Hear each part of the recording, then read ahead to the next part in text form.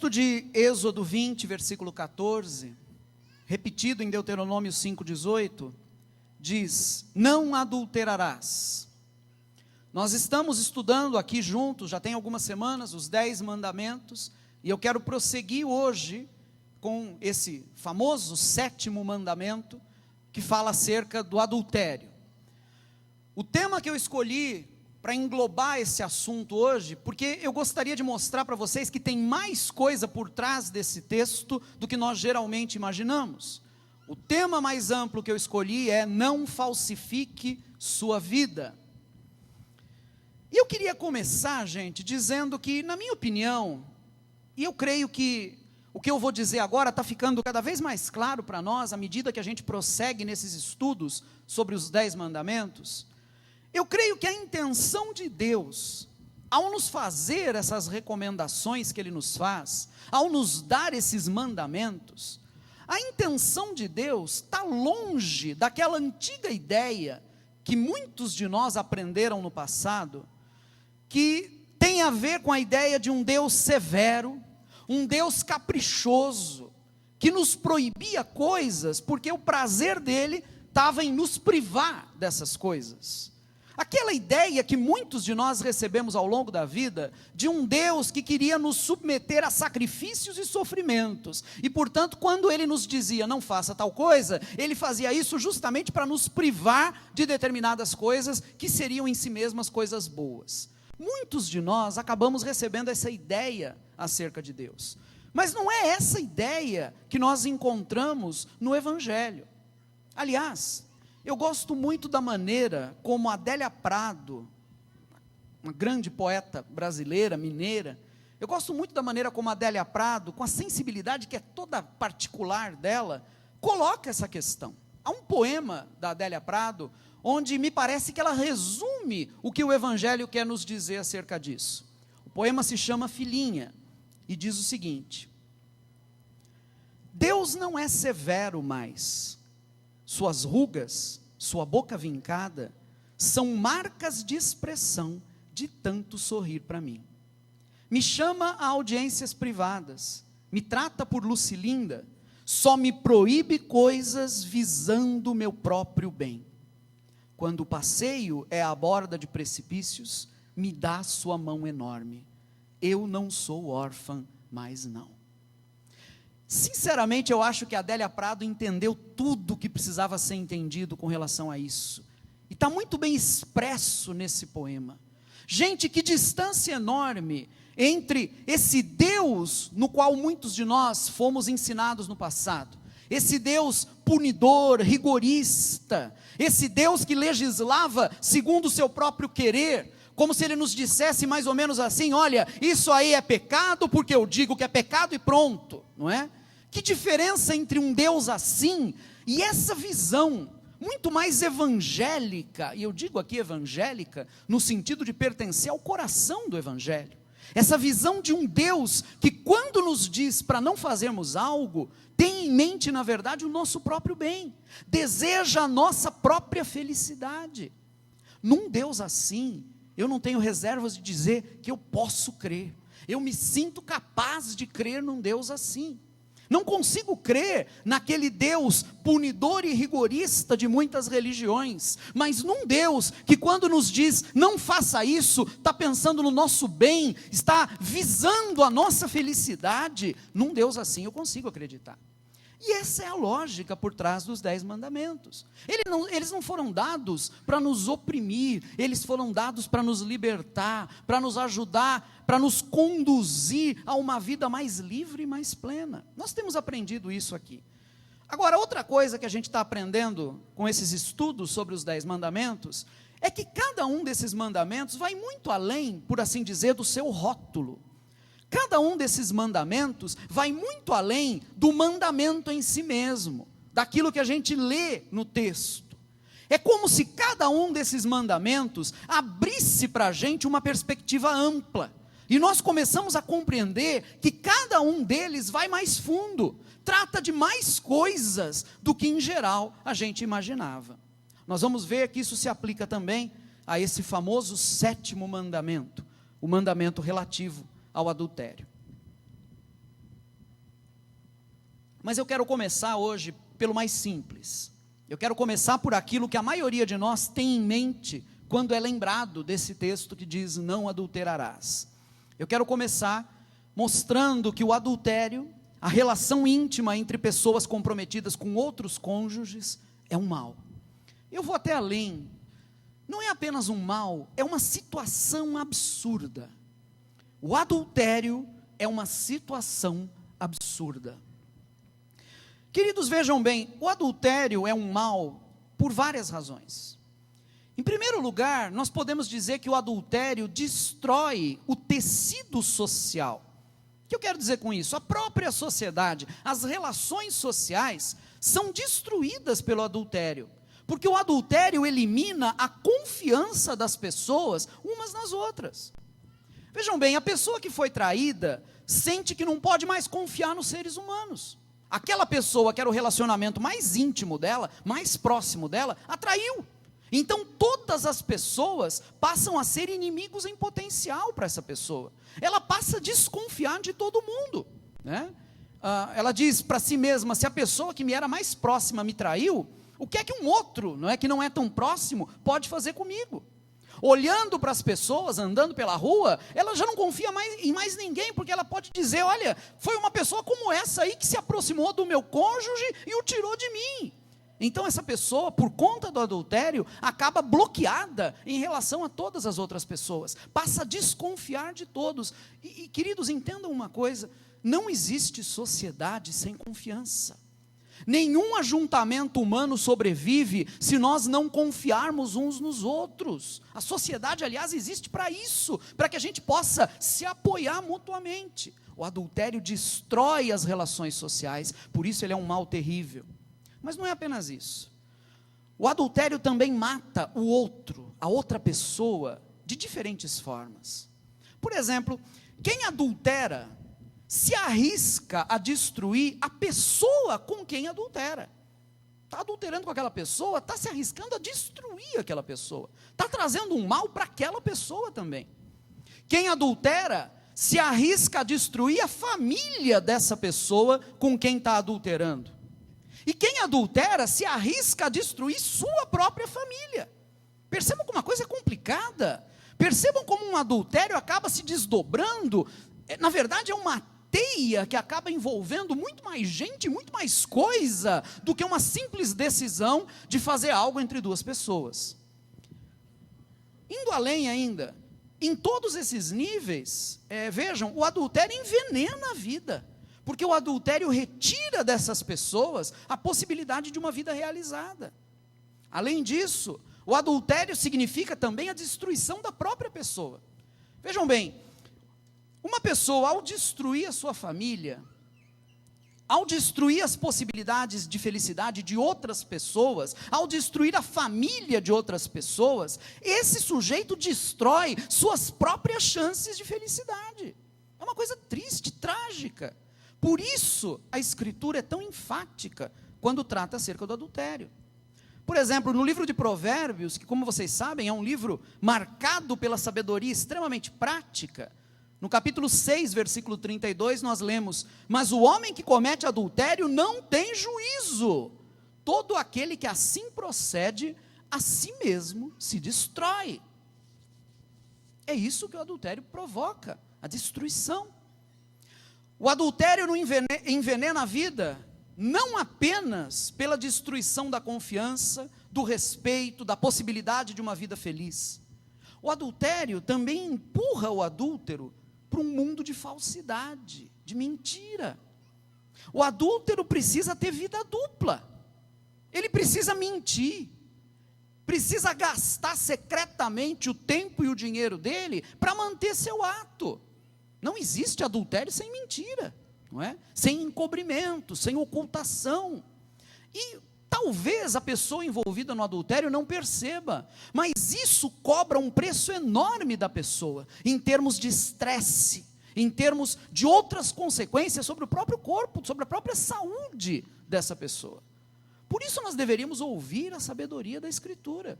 Voltando a Provérbios, agora no capítulo 5, e o capítulo 5 todo trata dessa questão, Na verdade, o capítulo 5 é uma exortação, é como um pai falando com seu filho, dizendo: não se envolva com adultério, porque se você se envolver, você vai trazer consequências terríveis para você. Então, seguindo nesse ensino, né, Provérbios 5, versículos 11 a 14, nos diz o seguinte: no final da vida, você gemerá com sua carne e seu corpo desgastados. Você dirá: como odiei a disciplina, como meu coração rejeitou a repreensão. Não ouvi os meus mestres, nem escutei os que me ensinavam. Cheguei à beira da ruína completa, à vista de toda a comunidade. Na verdade, o texto está dizendo mais ou menos o seguinte: se você não der ouvidos a esse ensino que eu estou te dando agora, é isso que você vai dizer no final da tua vida. No final da tua vida você vai gemer, você vai ver seu corpo consumido, você vai ver as consequências do que você fez, e você vai lamentar o que você fez. Você vai olhar os relacionamentos destroçados por aquele ato que você cometeu e vai se lamentar por causa disso. Então a melhor coisa é: fique longe disso, não se envolva com isso, porque os resultados sempre são resultados danosos. Queridos, eu sei que vocês sabem de tudo isso. Até aqui eu estou chovendo no molhado ainda, não falei nenhuma novidade. E é bom que vocês saibam de tudo isso, né?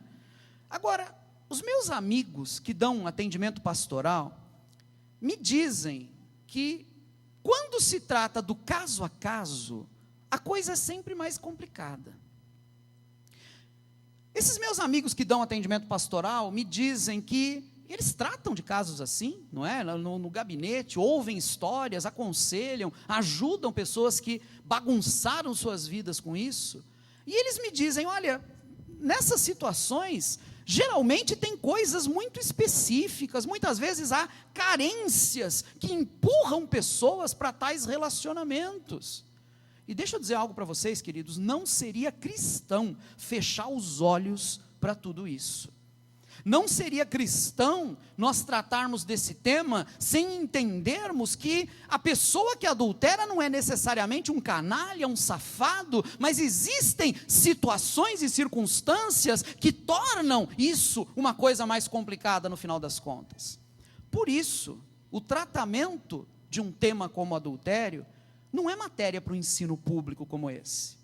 Tratar a questão específica, o caso a caso, é matéria para o acompanhamento pastoral individualizado, que vai ser feito com seriedade, com respeito pela pessoa, que vai ser feito por gente habilitada para dar esse atendimento. O meu papel hoje não é dar esse atendimento, até porque não seria possível isso, né? Mas eu quero dizer que, se alguém aqui precisa desse atendimento, está numa situação dessas, precisa de ajuda, você pode encontrar essa ajuda nessa semana mesmo, com as pessoas que dão atendimento pastoral aqui na comunidade e que vão saber te ajudar e te orientar nesse problema. Com isso, eu estou tentando dizer, gente, é muito importante dizer isso: o problema do adultério não é para ser tratado em sessão da igreja. Vocês entendem o que eu quero dizer? Não é para ser tratado publicamente, como tantas e tantas vezes a igreja infelizmente fez. O problema do adultério é para ser tratado individualmente, no caso a caso, não em público, mas no segredo do gabinete pastoral, onde a história pode ser ouvida, pode ser compreendida, onde é possível ajudar a pessoa a desfazer os nós que a levaram àquela situação, onde a confissão de pecado pode ser feita e onde o perdão de Deus e a cura podem ser ministrados sobre essa pessoa também. Porque cá entre nós, tratar desse problema, assim como tratar de qualquer outro pecado, sem ter disposição de curar e perdoar, não é digno da igreja. Só é digno da igreja e só é digno do evangelho quando aquilo que nós vamos fazer tem como finalidade o perdão e a restauração da pessoa. Qualquer coisa fora disso é indigno do evangelho de nosso Senhor Jesus Cristo. O meu papel hoje não é dar esse atendimento, porque não seria possível. O meu papel é sublinhar para vocês, para todos nós, para mim também, como esse tipo de relacionamento é um relacionamento que pode ser danoso. Como esse tipo de comportamento pode ser destruidor da vida. E eu faço isso, gente, para que nós fiquemos longe disso, para que nós possamos viver de verdade. Lembrando do que já vimos, o mandamento não é dado para podar as nossas vidas, o mandamento é dado para nos levar a viver de maneira verdadeira e de maneira plena. Agora, dizer tudo isso que eu disse ainda não é dizer tudo. Nós já sabemos algo importantíssimo, nós já sabemos que o adultério é um mal, nós já sabemos que o adultério nos conduz a uma situação de vida absurda, indigna, né, menos que humana. Mas se nós ficássemos apenas nisso, nós não compreenderíamos direito ainda esse mandamento. Eu quero convidar vocês a irmos além um pouco. E para irmos além um pouco, eu quero tentar mostrar para vocês qual é o foco que Jesus coloca na questão do adultério. O foco de Jesus é: não destrua a sua vida. É a partir desse ângulo que Jesus olha a questão do adultério. Não destrua a sua vida. Quero ler com vocês um texto muito conhecido de todos. Evangelho de João, capítulo 8, versículos 1 a 11.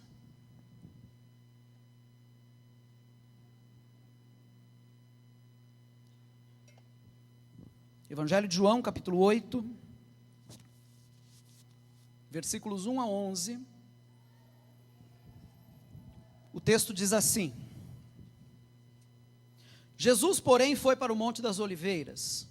Ao amanhecer, ele apareceu novamente no templo, onde todo o povo se reuniu ao seu redor, e ele se assentou para ensiná-lo.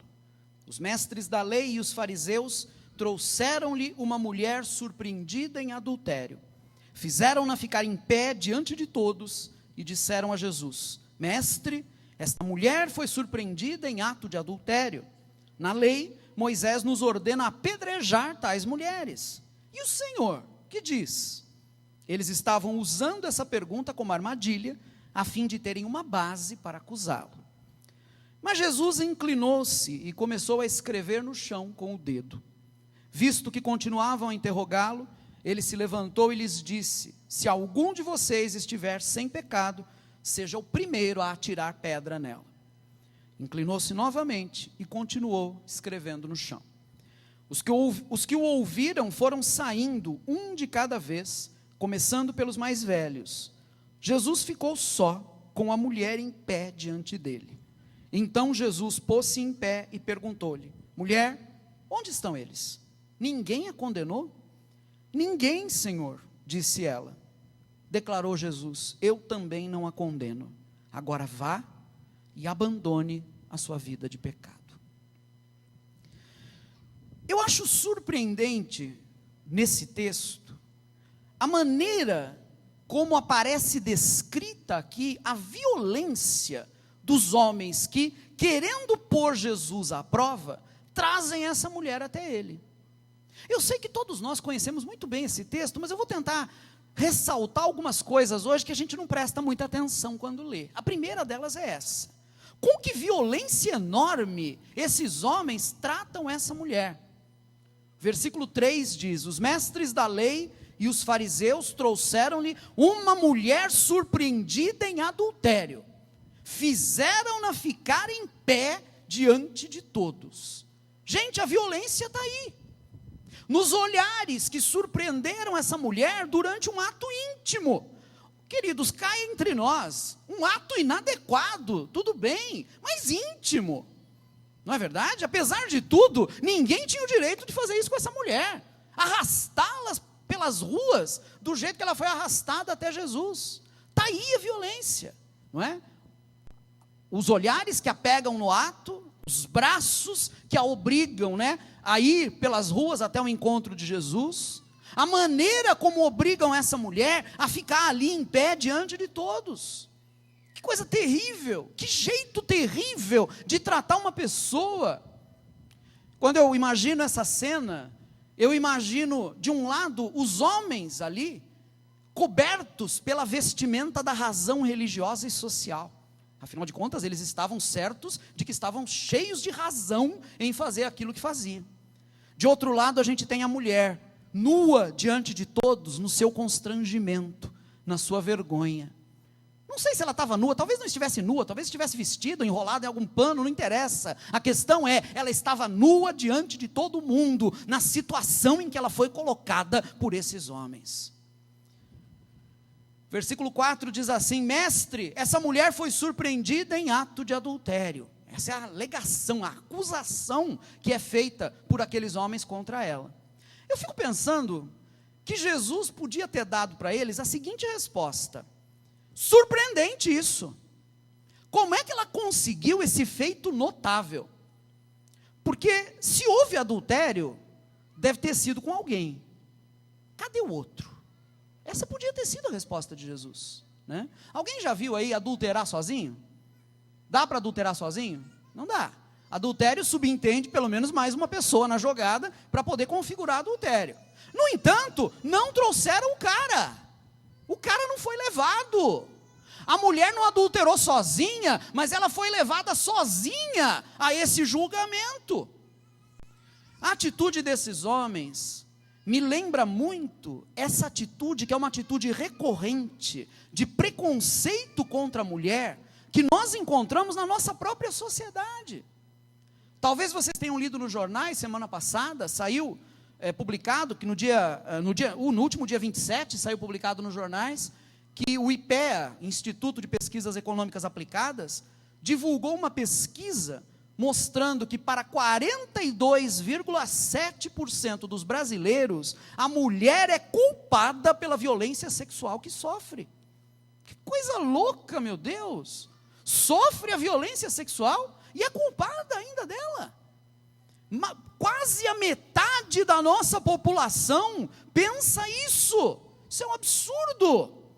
Vocês conhecem o pensamento que está por trás, né? Ah, se ela foi estuprada, de certo é porque andou meio sem roupa pela rua, né? Estava de minissaia e foi estuprada. Mas o que é isso, gente? Quer dizer que o homem então não pode ver uma mulher de minissaia que já cai babando em cima e vai estuprar? Que história louca é essa? Como é que é possível alguém cometer um crime desses contra a mulher e ainda nós culpabilizarmos a mulher por causa disso? Isso é absurdo. No entanto, isso aqui já estava presente lá atrás, na época de Jesus. 2 pessoas estavam envolvidas no problema do adultério ali, mas somente a mulher foi trazida até Jesus. Agora, Jesus não questionou a ausência do homem. Jesus não perguntou por que vocês não trouxeram o cara com quem ela adulterou. E eu creio que Jesus fez isso, porque desde o começo, o que Jesus queria era poupar aquela mulher. Desde o começo, o que Jesus queria era vê-la logo livre daquele constrangimento. Por isso, ele não se detém nessa questão. Eu queria fazer uma pausa aqui, para destacar para vocês algo que me impressiona muito. Nós lemos e lemos esse texto, mas raramente nós nos colocamos na pele dessa mulher. Eu queria fazer esse convite aqui para todos hoje, inclusive para os homens que estão aqui, né? O convite de nos colocarmos na pele dessa mulher ali que foi acusada diante de todos. Particularmente, eu acredito que foi isso que Jesus fez, quando, como diz o texto, Jesus inclinou-se e começou a escrever no chão com o dedo. Está lá no versículo 6. Eu creio que naquele momento, o que Jesus fazia era se colocar no lugar daquela mulher. Tentar olhar a situação pelos olhos dela, pelo ângulo dela. Queria que nós fizéssemos esse exercício agora. Como eu também sou escritor, ficcionista, eu vou me dar o direito aqui de tentar olhar através dos olhos daquela mulher. Vamos supor aqui, gente, que essa mulher foi mesmo apanhada em adultério. Pegaram essa mulher na cama com um homem que não era o marido dela. A pergunta que eu faço para vocês é a seguinte: como ela foi parar ali? Vejam bem, eu não estou perguntando como ela foi parar ali diante daqueles homens, diante de Jesus. Eu estou perguntando como é que ela foi parar na cama com um homem que não era marido dela. Essa é a questão que tem que ser feita. E muitas vezes nós não fazemos. Num contexto social, que era o contexto social da época de Jesus, onde a mulher era apenas uma coisa, a mulher era apenas um item entre as posses do marido, assim era naquele tempo. num contexto desses, talvez aquele outro que ela arrumou tenha sido a origem do único olhar carinhoso que ela recebeu em anos. Entendem o que eu quero dizer? Talvez naquele relacionamento, adúltero, errado, mas talvez naquele relacionamento se tenha construído o diálogo que era impossível no lar, onde o marido dela reinava absoluto e a mulher não tinha opção além de calar a boca e ficar quieta. Talvez aquele outro ali tenha sido para ela o abraço carinhoso, em lugar de um marido com quem a relação íntima era algo brutal, quase um estupro cotidiano. Talvez nos braços desse outro, ela tenha tido pela primeira vez na vida a ideia de que sua vida desgraçada poderia ter sido diferente se ela tivesse se casado com outro homem. Eu acho importante destacar essas coisas, porque como eu disse, nós nunca nos colocamos na pele da mulher. E aqui tem alguma coisa que a Escritura, que é de ordem da sabedoria prática, que a Escritura nos ensina. Há um texto em Provérbios, que eu não trouxe para o ensino hoje, não está na tela, portanto, mas que eu acho que é muito interessante para esse contexto também. Há um texto em Provérbios que diz o seguinte, para o marido, dirigindo-se ao marido, diz o seguinte para ele: cuida bem do teu manancial, da tua fonte, para que essas águas não se derramem pelas praças. Na verdade, o que esse texto está tentando dizer com essa linguagem simbólica é: ame a sua mulher, para que ela não precise procurar esse amor em outro lugar. Vocês estão entendendo isso, gente? Interessante, porque mesmo num contexto ainda muito marcado pelo machismo, pelo patriarcalismo, como era esse contexto lá do Antigo Oriente, o texto já está percebendo aqui que muitas vezes o adultério feminino tem como origem a falta de carinho, de amor e de um relacionamento legítimo dentro de casa, no próprio casamento. Eu estou falando isso com uma intenção muito deliberada de fazer com que vocês, homens casados que estão me ouvindo, voltem para casa hoje preocupados em serem maridos melhores. Porque entenda uma coisa: se acontecer a desgraça de tua esposa adulterar com outro, talvez a culpa seja sua. Você está me entendendo, meu querido? Você tem cuidado dela ou não? Como é que você ama a tua mulher? Ou a tua relação com ela é uma relação abrutalhada? Veja bem isso. Nós homens que estamos aqui hoje, precisamos entender que nós não conquistamos uma mulher apenas uma vez na vida. Num relacionamento de casamento é preciso conquistar a mesma mulher a vida toda. E se você não aprende a fazer isso, o seu casamento se torna frágil. Portanto, você, marido que está me ouvindo, aprenda a cuidar do seu casamento, faça isso. Mas agora vamos voltar para o nosso exercício aqui. Nós estamos tentando olhar o problema pelos olhos dessa mulher. Todos os sonhos dessa mulher, que talvez ela tenha tido durante essa aventura, acabaram esmigalhados contra a parede da realidade. E tem uma coisa interessante aqui: no próprio instante em que ela foi apanhada no ato, talvez ela tenha percebido naquele momento, que até mesmo aquele outro com quem ela manteve aquele relacionamento, acabou se revelando no final das contas, bem inferior àquilo que ela imaginara. Talvez esse homem que a seduziu e que a levou para a cama, quem sabe jovem e ágil, no momento que viu que a casa caiu e que tudo foi descoberto, pulou pela janela, fugiu, saiu fora e largou a mulher ali entregue à própria sorte. O resultado final da aventura dessa mulher, portanto, pode ser resumido numa única palavra: decepção. Eu sei que essa minha reconstrução aqui tem aí o seu lado de ficção. Mas eu sei também, como escritor, que a ficção só faz uma coisa, que é imitar a realidade. Vocês vão concordar comigo que o que eu descrevi é bem possível de ter acontecido, não é verdade? Porque acaba acontecendo, na verdade, em muitos contextos por aí. Queridos e queridas, o fato é que diante daquilo que aconteceu com aquela mulher, só havia duas posturas possíveis. Aqueles homens que apanharam a mulher chegam dizendo: a lei manda apedrejar ela. Ponto final para eles. Era assim que eles queriam resolver o problema. Era usando aquela solução que aparentemente resolve todos os problemas, mas que na verdade só empurra os problemas para debaixo do tapete. Porque amanhã vai ser outra mulher na mesma situação daquela. Vocês estão entendendo isso? Uma solução, portanto, que não soluciona.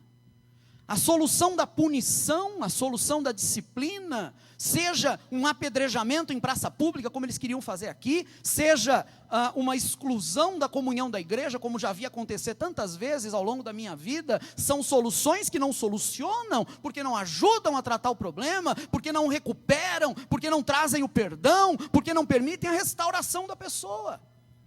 Aliás, gente, que coisa interessante, como a atitude daqueles homens era dura. Tudo o que eles queriam fazer, na verdade, era apedrejar a mulher. Ninguém estava preocupado com ela. Ninguém estava preocupado em recuperá-la, de jeito nenhum, em ajudá-la, de jeito nenhum. Numa situação como essa, são possíveis apenas duas posturas. Uma é a desses homens, é a postura do apedrejamento, seja físico, seja moral. A outra postura possível é aquela que Jesus adota. E Jesus, como sempre genial, ele dá uma guinada no texto, né? O texto mostra isso. Jesus ouve a acusação, reflete, e ao invés de colocar o holofote naquela mulher que tinha sido trazida como culpada, Jesus coloca o holofote naqueles homens, e diz para eles assim: e com vocês aí, está tudo bem? Vocês estão achando que vocês estão muito certinhos, não é verdade? O texto nos fala que Jesus diz no versículo 7, se algum de vocês estiver sem pecado, seja o primeiro a atirar pedra nela.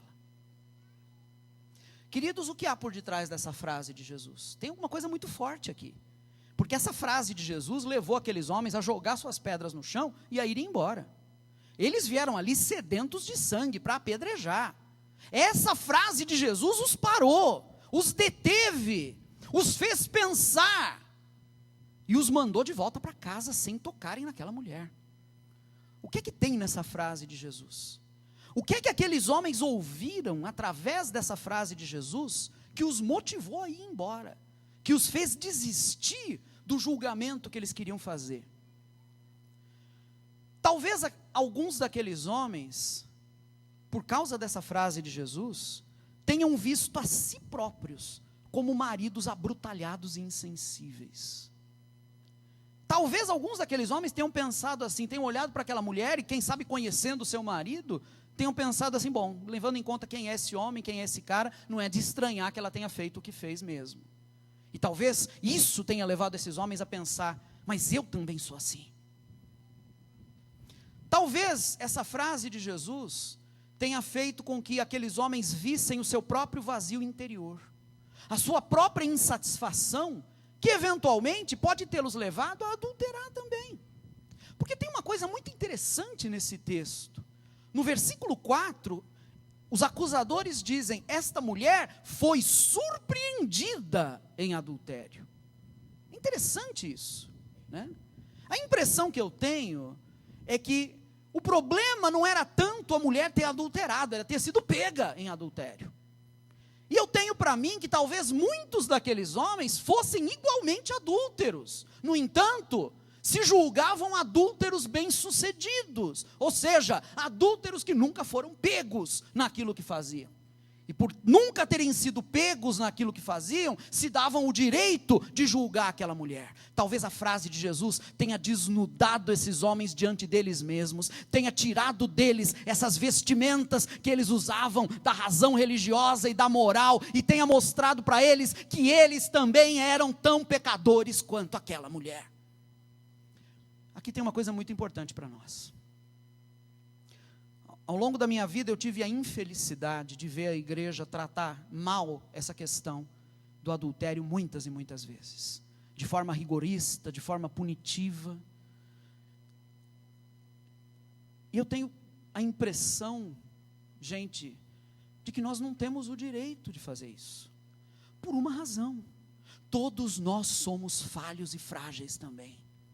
Todos nós temos fraquezas e limitações. Quando nós vemos uma pessoa caída numa situação dessas, o que deve vir à nossa mente é: podia ser eu também, eu podia ter caído aqui, portanto eu não posso usar contra a pessoa o rigor e a falta de misericórdia. Antes eu tenho que tratar a pessoa com a mesma misericórdia com que eu gostaria de ser tratado se fosse eu que estivesse na situação dela. Vocês estão entendendo isso, amados? Agora, quantas vezes a igreja perde de vista isso? Gente, não tratar com misericórdia é indigno da igreja, é indigno desse nome de evangelho que nós carregamos, é indigno da pessoa de nosso Senhor e Salvador Jesus Cristo. E isso inclui os comentários maliciosos, isso inclui as fofocas impiedosas, porque isso também é uma forma de apedrejar. Vocês estão me entendendo? Hoje, graças a Deus, nós não apedrejamos mais quem faz esse tipo de coisa, não fisicamente, mas nós fazemos isso ainda no plano moral, denegrindo a pessoa, falando mal dela, comentando sobre ela, destruindo as suas possibilidades de vida. Que coisa absurda que nós fazemos. Quantas vezes pessoas que tinham uma vida promissora e que podiam muito bem continuar a ter essa vida promissora depois do arrependimento e do perdão, perdem o direito a isso, perdem o acesso a isso, porque nós, igreja, tratamos essas pessoas sem misericórdia. Que Deus tenha misericórdia da gente, que Deus nos ajude a sermos misericordiosos, porque de outra forma, nós também não encontraremos misericórdia. Aqueles homens foram embora em silêncio, perceberam que não tinham condições de julgar aquela mulher, porque eram tão pecadores quanto ela. E aí Jesus faz uma pergunta cândida para aquela mulher, né? Assim, Jesus faz uma pergunta tão inocente, mas tem uma pontinha de ironia na pergunta de Jesus, né? No versículo 10, Jesus vira para a mulher e diz: mulher, onde estão eles? Ninguém a condenou? E depois que ela responde dizendo: ninguém, Senhor, Jesus diz a ela no versículo 11: eu também não a condeno, agora vá e abandone a sua vida de pecado. Eu também não a condeno. Essa é a frase surpreendente de Jesus. Talvez Jesus tenha dito isso apenas porque, com a sua sensibilidade humaníssima, porque Jesus foi o mais humano de todos os seres humanos que já existiram. Eu gosto muito, já disse aqui, e vou repetir até o final da minha vida, gosto muito de uma frase do Leonardo Boff, quando ele diz o seguinte: Jesus era tão humano que só podia ser Deus. Humano do jeito que Jesus era, somente sendo Deus mesmo. Porque Jesus foi a pessoa mais humana que já existiu sobre a terra, ele conseguiu ler naquela mulher toda a frustração e tristeza dela. E isso o levou a olhar para ela e dizer: eu também não te condeno. Eu não tenho a menor dúvida, gente, Jesus compreendeu aquela mulher. Assim como Jesus compreende a vida que nós levamos. Assim como Jesus compreende, conhece as nossas limitações. Ele sabe que não é fácil viver num mundo onde a gente não vê tudo. Ele sabe que não é fácil viver num mundo onde nós não entendemos tudo. Não é fácil viver num mundo onde nós tomamos decisões sem saber aonde essas decisões vão nos levar. Ele sabe que não é fácil viver assim. Jesus sabe que a realidade é dura, ele sabe que o homem é frágil, ele sabe que a vida é difícil. Como diz a Escritura, nos Salmos, ele conhece a nossa estrutura e sabe que nós somos pó. Como diz a Escritura na carta aos Hebreus, ele foi tentado em todas as coisas à nossa semelhança, portanto, ele sabe o que é padecer debaixo de tentação, ele sabe o que é passar por isso. Jesus compreende essas coisas. E contra todos os legalistas de todos os tempos, com as suas punições, exclusões, suspensões, condenações, contra todos esses homens, Jesus diz com uma coragem que somente ele poderia ter: eu também não te condeno. Vocês já imaginaram o que essas palavras devem ter representado para aquela mulher? Gente, ela foi arrastada para lá, certa de que ia ser apedrejada. De repente, os acusadores dela vão embora. De repente Jesus a olha e diz: eu não te condeno. Eu fico imaginando o brilho no olhar dessa mulher. Eu fico imaginando o coração dela acelerado pela surpresa, porque ela não esperava aquilo. Eu fico imaginando a sensação quente, como as lágrimas que devem ter corrido pelo rosto dela, a sensação de que foi compreendida pela primeira vez na vida. Que coisa fantástica é isso. Como é fantástico o poder do perdão acolhedor de Jesus.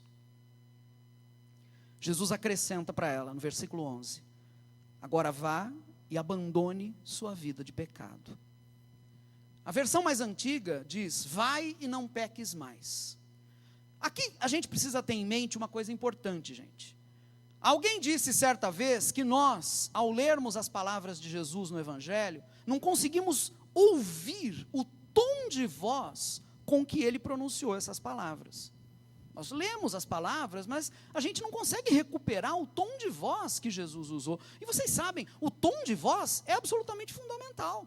Uma frase pode ser dita com um tom de voz, dita com outro tom e ter resultados totalmente diferentes. Nós precisamos recuperar esse tom de voz usado por Jesus, porque ele faz toda a diferença. Agora vá e abandone sua vida de pecado. Essa frase de Jesus pode parecer uma frase insensível. Dependendo do tom de voz usado, pode parecer até mesmo uma frase arrogante. Um legalista diria alguma coisa assim, caso a mulher, depois de cometido o seu pecado, pudesse receber perdão ao invés de apedrejamento. Se coubesse ali o perdão, não cabia, porque a lei não argumentava, a lei mandava apedrejar, não cabia o perdão ali. Jesus fez algo que a lei não admitia, mas se coubesse o perdão ali, um legalista daqueles ali poderia ter dito para aquela mulher, né? Você quebrou o mandamento, mulher, não faça mais isso, seja obediente agora. Não é isso que está presente nessa frase dita por Jesus. Ao dizer àquela mulher, não peque mais, ele estava dizendo algo bem diferente. Jesus estava dizendo algo muito mais profundo e humano, algo muito mais de acordo com ele próprio, Jesus, algo muito mais parecido com Jesus. Ele estava dizendo para ela, não acabe com a sua vida. Porque a ideia de pecado, gente, contida na palavra grega hamartia, que aliás é a palavra usada nesse texto aqui, a ideia de pecado é a de errar o alvo. Em outras palavras, Jesus está dizendo para aquela mulher o seguinte, querida, não é assim que você vai preencher sua vida com significado. Não é assim que você vai superar esse vazio interior que te levou para a cama com aquele cara. É como se Jesus estivesse dizendo para ela, cuidado querida, ao tentar viver, não perca a sua vida, não a jogue fora, não erre o alvo. Enquanto para os fariseus, pecado era a quebra de itens numa lista, quebrar um mandamento numa lista de vários, para Jesus, pecado é dar um direcionamento errado à vida. Entendem isso? Queridos, de acordo com esse texto belíssimo, em Jesus, nós todos encontramos compreensão e misericórdia para com as nossas fraquezas e frustrações. É isso que nós encontramos em Jesus, compreensão e misericórdia. Mas nós encontramos também um conselho, que dito docemente, porque eu creio que era assim que Jesus falava, com doçura, de forma branda, dito com doçura, esse conselho de Jesus fica entre o alerta e o encorajamento. Jesus diz, cuidado, sua vida é a dádiva mais preciosa que você recebeu, não a destrua, não a destrua. Vejam então que o problema do adultério, que a gente viu inicialmente, que é um mal, porque destrói a confiança, porque acaba com a vida, não é? Esse problema é enfocado por Jesus nessa ótica muito específica. O adultério é ruim porque destrói a nossa vida. E Jesus, quando acontece de cometermos isso, Jesus nos acolhe com misericórdia, mas Ele diz, a partir de agora, cuidado, para que você não destrua a sua vida. Todos nós temos a aprender com isso, gente, todos nós, porque eu quero mostrar para vocês que além disso que nós já vimos, e que eu sei que é útil para todos nós aqui, tem mais coisa ainda nessa questão do adultério que nós precisamos captar. O mandamento sobre não adulterar vai muito além dessa história de ir ou não ir para a cama com a pessoa errada. Na verdade, o sentido mais básico de adulterar não tem a ver com ir para a cama com a pessoa errada, tem a ver com falsidade. E é nesse sentido que eu termino falando sobre isso. Esse ensino aqui quer nos alertar no sentido de que nós não falsifiquemos a nossa vida. Meu querido, minha querida, não falsifique sua vida. Uma coisa adulterada é uma coisa que foi falsificada. Talvez seja aqui que more toda a questão. Talvez seja aqui que more todo o problema. No contexto de uma relação amorosa, o adultério é uma situação falsa. Ele aparenta ser uma relação normal, positiva, construtiva, mas não é. Ele se baseia em mentiras, ele se baseia em ocultações. O adultério divide a pessoa ao obrigá-la a uma vida dupla, ou quem sabe lá tripla, quádrupla, dependendo de quantos casos a pessoa cultiva. Ele vai dividindo a pessoa, obrigando a pessoa a isso. Por isso o adultério é ruim, por isso ele é condenável. Ele é menos do que humano, ele conduz a gente a uma situação menos do que humana, a uma situação que é inadequada à felicidade e realização da pessoa. Agora, gente, há tantas outras situações nas quais a falsidade pode se intrometer. Quando falamos do adultério, a coisa não se limita a essa história de ir para a cama com a pessoa errada. Há tantas outras situações onde a falsidade se intromete nas nossas vidas. Me permitam chamar brevemente a atenção de vocês para isso. Eu vou dar alguns exemplos aqui. Tem gente que constrói uma vida profissional e um dia, diante do espelho, arrancando os cabelos de desespero, essa pessoa diz assim, mas esse aqui não sou eu. Entendem o que eu quero dizer? Sei lá, escolheu uma profissão lá na juventude, você é advogado, né? Constrói uma carreira, se torna um advogado até bem sucedido, mas um dia diante do espelho ele diz, eu me tornei uma coisa que não sou eu, meu Deus. Ele começa a pensar no que a vida profissional dele demanda dele, e naquilo que de fato ele gostaria de ter sido, e aí ele diz, esse cara aqui do espelho não sou eu. Interessante isso, terrível. Uma decisão errada numa das encruzilhadas da vida, e o resultado é uma vida adulterada.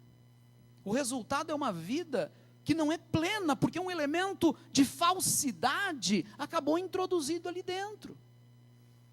Vamos pensar numa outra situação. Tem pessoas que constroem imagens paralelas de si mesmas, quase como avatares, entende?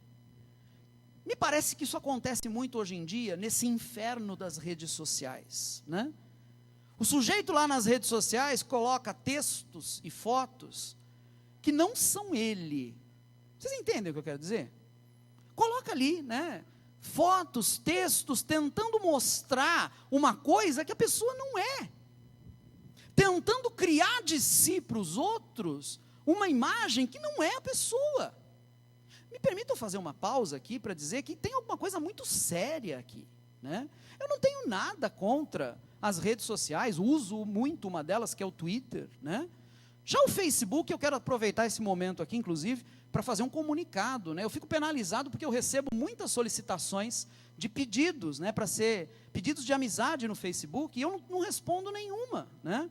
Então, para que você entenda por que eu não atendi o seu pedido de amizade, deixa eu dizer logo aqui publicamente, é que dentro de poucos dias eu vou cometer Facebookcídio. Entendem isso, né? Eu vou sair dessa rede social. e vou sair porque eu não gosto dela, gente. Eu não acho ela legal, né? Para mim não serve, né? Não é a minha linguagem aquilo ali, então não tem por que eu ficar cultivando. Aliás, eu não cultivo, eu não entro lá quase, eu não vejo nada, não olho para nada, não curto nada, né? E aí as pessoas me mencionam e botam coisa, e aí vão dizer, ele não curtiu o que eu pus e tal. Não tenho nada a ver com essa rede. Se você tem, eu te encorajo a continuar. Use bem essa ferramenta. Agora, uma pausinha aqui, me acompanhem. Eu fiquei abestalhado esses dias quando eu descobri que você pode comprar no mercado curtidas para os seus posts no Facebook. Sabiam disso? Com uma pequena soma de dinheiro, você pode comprar 5.000 curtidas. Já pensou? O seu post ali, o pessoal vai olhar, 5.000 pessoas curtiram aquilo. Tem gente que paga por isso. E eu me pergunto, paga por quê? O que adianta 5.000 curtidas mentirosas? 5.000 curtidas falsas? Qual o sentido disso? Dá para usar bem uma rede como o Facebook? É claro que dá. Mas quem usa desse jeito, está querendo fazer o quê? Voltando àquilo que eu dizia, as pessoas constroem um avatar delas na rede social, botam ali fotos tentando mostrar o que ela não é, textos tentando mostrar o que ela não é, e isso para quê? Muito provavelmente para conquistar a atenção e o afeto dos outros. Agora eu pergunto para você, conquistar a atenção e o afeto dos outros, mostrando algo que não é você, isso é válido? Isso faz algum sentido? Para além daquele sentido ao qual estamos tão acostumados quando falamos sobre adultério, o mandamento sobre não adulterar é um desafio, gente, para todos nós. Um desafio a não falsificarmos nossas vidas. Um desafio no sentido de não construirmos nossas vidas sobre falsificações, sobre mentiras. Quando a Escritura nos diz não adultere, ela está nos dizendo algo muito sério: seja você mesmo. Que os seus sentimentos, os sentimentos que você diz ter, sejam de fato os seus sentimentos. Que as suas relações com outras pessoas, o cônjuge, mas também parentes, amigos, conhecidos, sejam relações marcadas pela sinceridade, marcadas pela transparência. Que você não precise simular ser o que não é.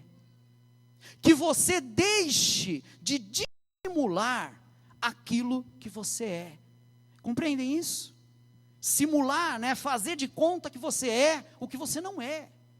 Gente, tem umas coisas muito doidas por aí, né? Às vezes, não é só nas redes sociais, não. Às vezes no ambiente de trabalho acontece isso. O cara, para conquistar a atenção e afeto dos outros, quer fazer o que os outros fazem. Então, de repente, por exemplo, ele não gosta de comida japonesa, mas porque todo mundo no departamento come comida japonesa, ele também vai, e fica se entupindo lá de sushi e sashimi, mesmo detestando aquilo, mas é cult gostar de comida japonesa.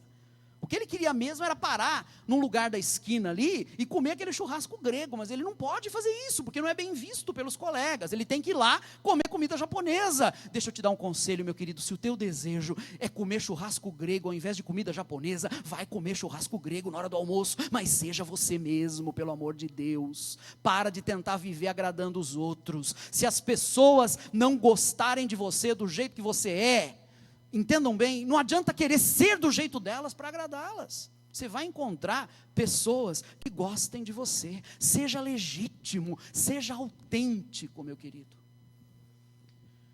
Que as suas relações sejam marcadas pela sinceridade, pela transparência. Não tenta parecer aquilo que você não é. Não tenta simular ser aquilo que você não é. Não tenta dissimular aquilo que você é. Se gosta de churrasco grego, come o danado. Toma cuidado, só porque o churrasco grego dá um colesterol desgraçado, né? Mas gosta do negócio, vai comer.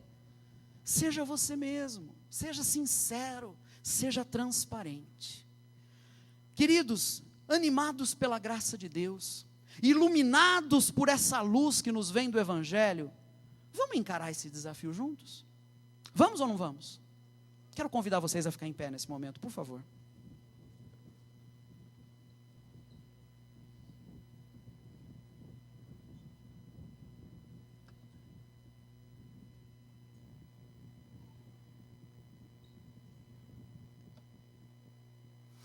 O Evangelho sempre nos chama ao arrependimento.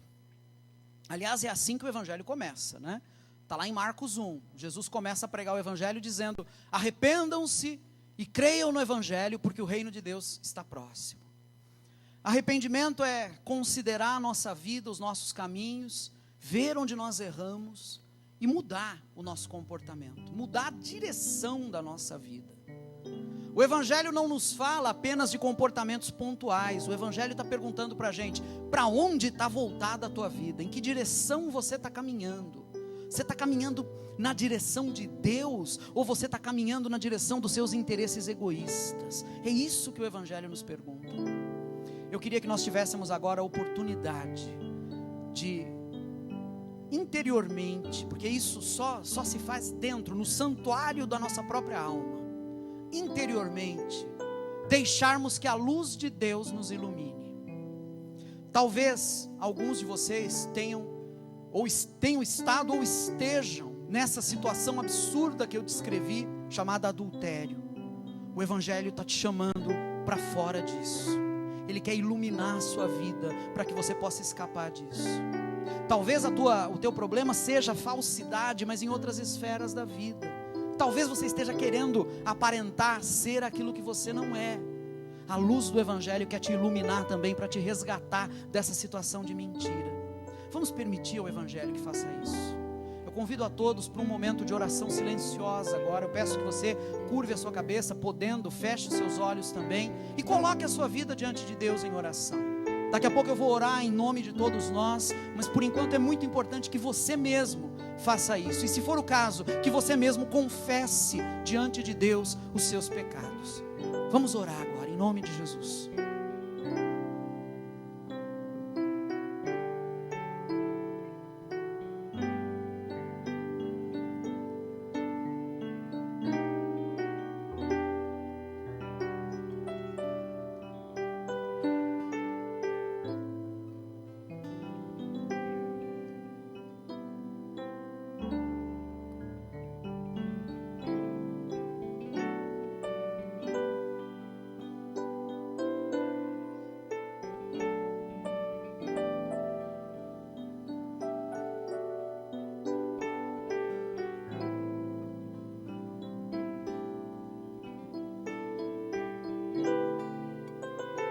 Pai de amor e de misericórdia, a tua luz ilumina agora a totalidade das nossas vidas.